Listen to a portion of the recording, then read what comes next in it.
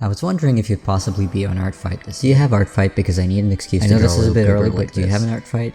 Okay, what the hell is ArtFight? Oh my god, there's so many of these.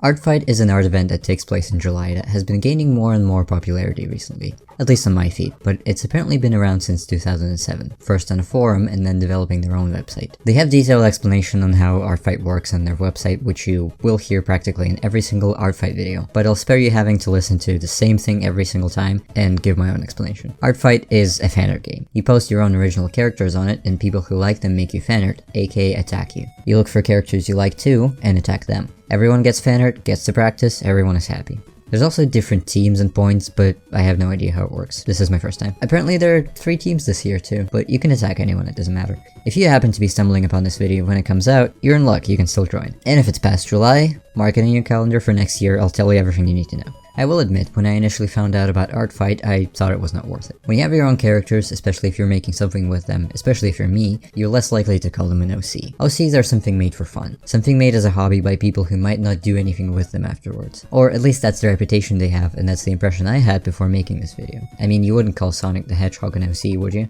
I'm worth way more than that. Except he is. Sonic is an OC. Deal with it. Wait, that doesn't sound right. So apparently the term OC was originally used to describe a character that does not already hold copyright. So essentially like a fan character. But I see it used more and more in art spaces to just mean a character that this person has created. Basically to signify the original author. So I guess depending on the definition I'm sort of correct. It's thinking like this that kept me from participating in ArtFight, because I don't want people to think of my characters as just OCs. They have a story and I'm making it actively. You can even read it. I'm making pages in the background for it, by the way, because I do what I want. But then I thought, first of all, I can make a video about it, and second of all, wouldn't it be cool if your favorite characters you read a comic book about participated in a cool art event? And also, yeah, they're OCs. It just means original character. I was being a jerk about it. Sonic is someone else's OC. I also realized you guys probably want to get points in the game for making fan art for other side, don't you? Don't worry, I got you, I'm participating too. There are about 10 billion guides on how to do ArtFight, and usually people prepare early, but I got it done in 2 days. This is gonna be my first time participating, so let's prepare together. First, let's get a profile set up. Now that you've figured out how to set the profile picture, it's under user site by the way, right here. It's time to figure out what the hell you're even going to put on this page.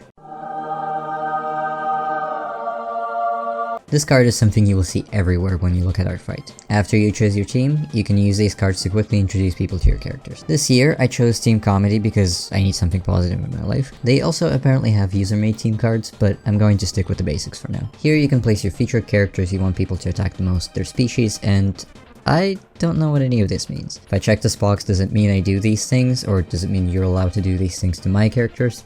I don't know, I'm confused. I'm just going to check every box. Under the YouTuber warning, I place my card, and then some information about myself, some links to different social media, and to my commissions page. Under this is a little card, which I made using a table, that talks about other side where my characters are from, a little bit about their story, and briefly who my characters are and where to read it. And speaking of the characters, for this year, since we're just starting, I chose participating characters as the ones you know most. Main characters, Ruby, since she appears in chapter 1 and plays somewhat of a significant role, Twig, who also appears in the chapter, as well as Clockmaster and Shroomy, who don't appear in the comic yet, but I feel like everyone would eat me alive if I don't include them. Next year, after more pages come out, I'll be adding more characters for you to draw, including more humans and more other settings. You can click on the profile of the character you like most and it will take you to their page, and also the merch. I've also seen people do randomizers and a bunch of different things to put on their profile. You can put decorations on the thumbnails for your character, different decor for your profile or character pages, again, custom team cards, bingo cards for your profile, badges, anything you can think of. There's probably an asset in the asset library made by someone. And if you're even lazier than me, or you want to spice up the page, you can also use custom HTML codes for the page, which codes your page to be a specific layout. Honestly, some of these are better than whatever I could come up with, but I did it in 2 days, I didn't want to code, maybe next time we'll do better. The second thing you need is characters. Your characters. You need to give people a good reference for what each character looks like and what their role is. For my characters, I'm just going to be doing a character sheet in a PNG. I know sometimes people write lore in the description below.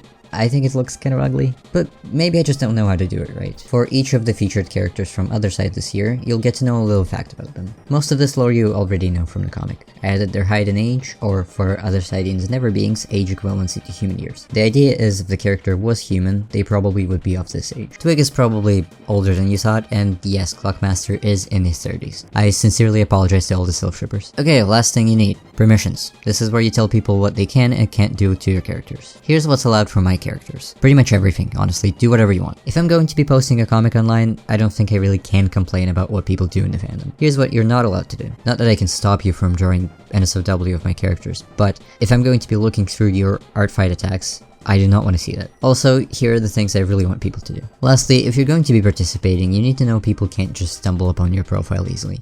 You can try attacking someone so they attack you back, or post your stuff on social media or in ArtFight's Discord to get people to attack you. So it's kind of like if you're looking to pick a fight in real life. Now that I've made a profile page, made character sheets, and permissions, it's finally time. I patiently waited for the 1st of July, and now I'm out for blood. Almost immediately upon the event going live, I received 3 attacks. And after asking for permission to post them, I'm gonna show you all 3 of them, plus 2 attacks I did for YouTubers I happen to know. First attack I'm going to show you is for Error Disc, and as far as I understood, English is not their first language. But their characters were really cool and had very interesting stories. At least as much as I could understand that didn't get lost in translation. In any case, Error Disc made this absolutely amazing animation of Dan and George, which was the first thing I received in ArtFight, so I decided I absolutely need to do a revenge drawing, which is essentially when you look at the artist who attacked you, and made fan art for you, and attack their characters as payback. When you submit your attack, it gives you a score based on what a drawing is like. You have certain parameters you set, such as if it's a full body or a headshot, if it's lined or sketched, how much is colored, how much is shaded, or what type of attack it is. You get points calculated based on how much effort you put into your attack. When you attack someone from the same team, you also get less points. I got 9 from this one. What do these points do?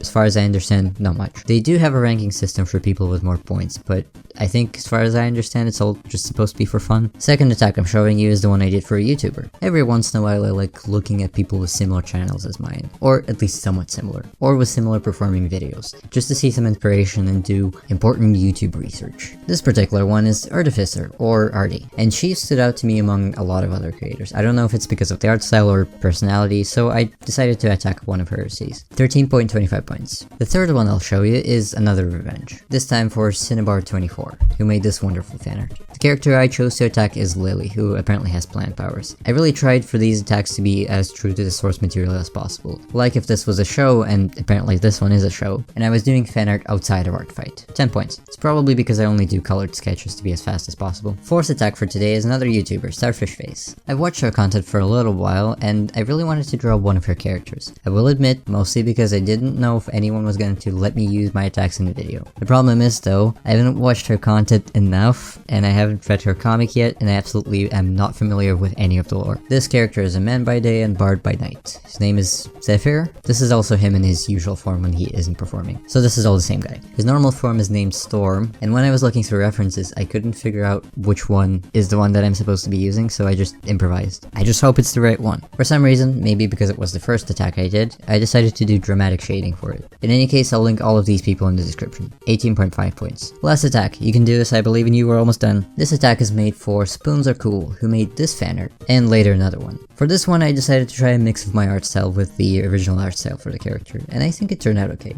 I also really like the fanart they did for me. If you've never participated in ArtFight before, or you're waiting for the right moment, now is exactly the right time to do it. Since I'm posting this video a bit late because I wanted to try it myself before giving any thoughts on it, the website right now is experiencing heavy lag. But don't be discouraged, it's still usable enough. And it's supposed to get better after the initial few days pass. At least I hope so. I'll be doing revenges of some characters of yours, but I might not be able to do all of them. Read the comic, buy the merch, get commissions. Bye.